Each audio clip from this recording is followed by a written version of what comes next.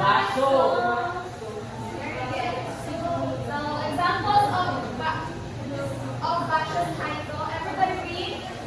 old silent pond, a frog jumps into the pond. Splash! Silence again.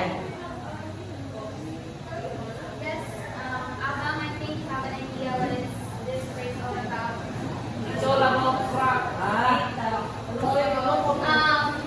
Try to reflect. I don't think. Reflect na ako ng 5 seconds. Oh my God.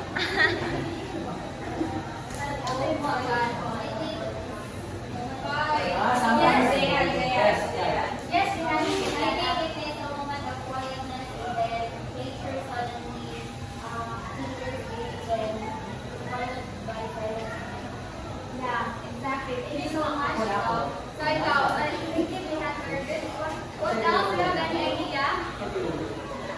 So if not, so this phrase, this title talks about, it shows how even small, ordinary moments in nature can be beautiful and meaningful, reminding us that to notice the simple things in life. Like let's try to appreciate the small things in life. Okay?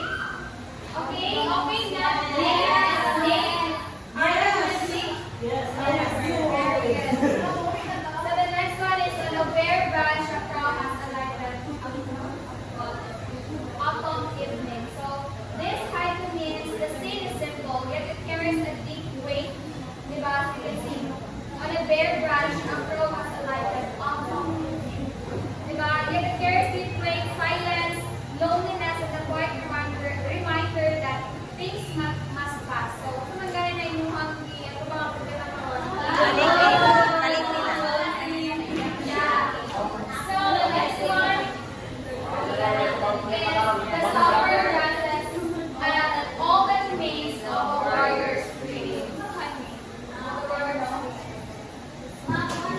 Silent struggles. Yeah. It's about war, struggles. Yes, I know.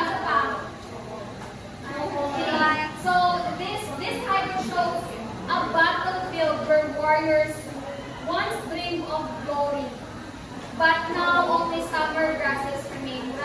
Kanang battlefield ba nang ilang kang kalimutan sa pagkain. As time goes by, ang mga morts na nakadayan ang Yes. Very good. So the next one is Yusuf Buzon. Please everybody read.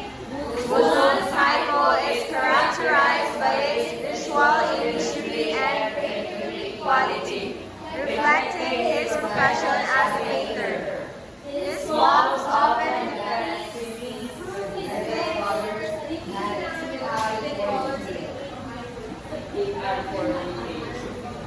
So one is the Yusuf Buzon, one ang iyang portrait. So his work is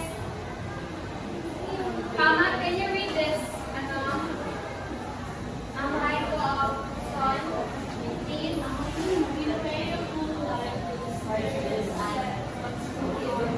What is your idea? You mean,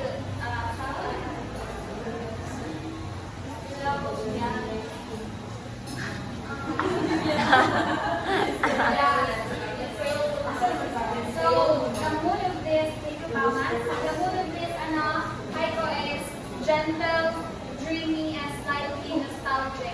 Because it shows how the scent of the spirit drifting in moonlight feels distant and nostalgic. Yes. It reminds us that beauty is often most powerful when it's subtle, far away, and just beyond our reach.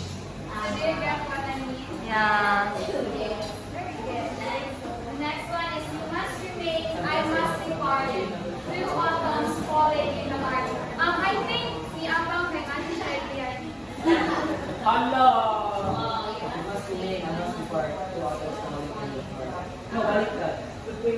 You must depart. You must depart. Ano mag-goal mo ni Busot ka mo? Laman ng kanting lugar ka ba? Sige sa ikaw.